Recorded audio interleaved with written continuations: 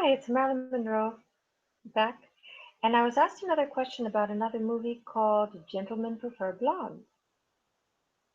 And that one is very, very interesting because, well, what we have there is we have a decoding of something from ancient times also in the number Diamonds Are a Girl's Best Friend. And during that song, we have really, really risque outfits. We have girls that have fetish wear that are basically put on pedestals with ram's horns from the time of Ramses and lanterns. Uh, I mean, then you have lights that are affixed to the ceiling with the same fetish people that are chained to this, and these dog collar like diamond studded necklaces. And I'm bopping around singing "Diamonds Are a Girl's Best Friend," and then we have all of this hoopla about this and men falling, you know, presenting chocolates and everything and almost falling dead in love with Marilyn Monroe, the dancer.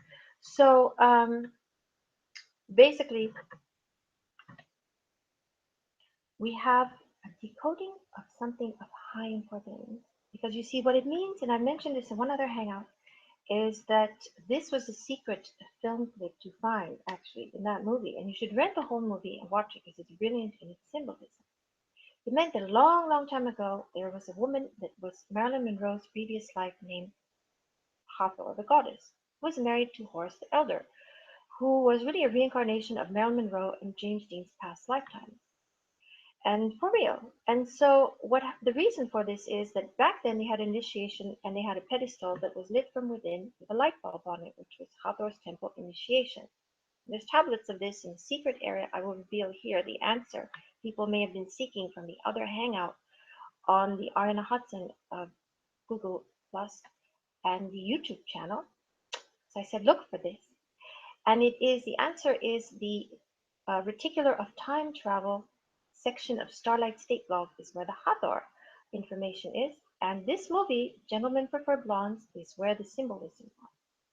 So basically what it means is that humanity has in bondage for thousands of years to the technology of the light bulb only and did not have really much more anti-gravity technology or anything about flying saucers or any of that stuff because that is what the symbolism was in the Monroe movie.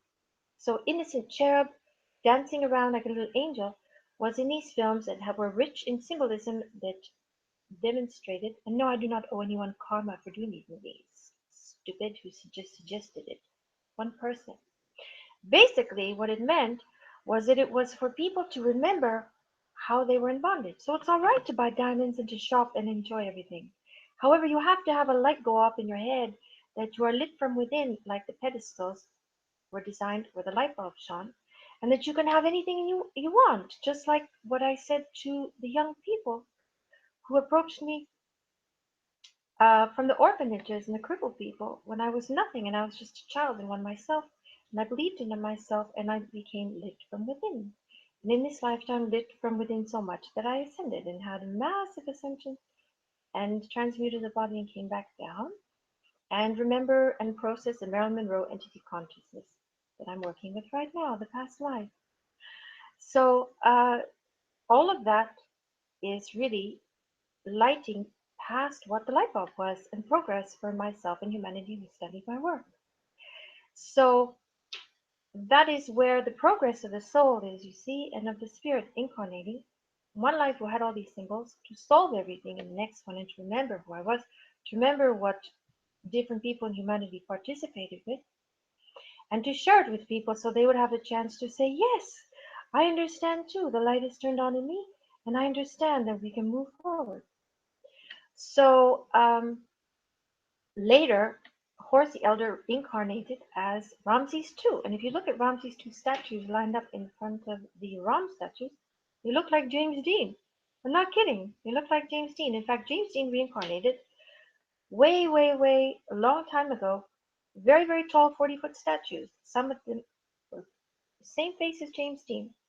And all the way to smaller size ones, all different sizes of James Dean. I know it sounds silly, but the James Dean was a modern face of this great pharaoh who had the same face a very long time ago. And mine were more similar to this one actually than the cherub Marilyn with a wider forehead uh, and the narrower chin. This one is closer to some of the goddesses that were. So I'm wearing her in this lifetime. And I still have the Marilyn, however, I have different hair, of course, and it isn't curly, and I have gold eyes instead of blue. So similar smile, however, but even brighter and nicer. So there's always a silver lining to reincarnation. So read that movie if you like. It answers the question that I posed to the other Hangout group, and everyone will probably find all of this information, so I'll be one anyway. And it's very, very good, very entertaining, a very, very good musical number. And look at the symbolism, because what the writers did is they took what was in the deep subconscious mind of humanity to know and to unlock, with some of the Andromedan people up topping and working with us at that time, to bring these fabulous productions to us.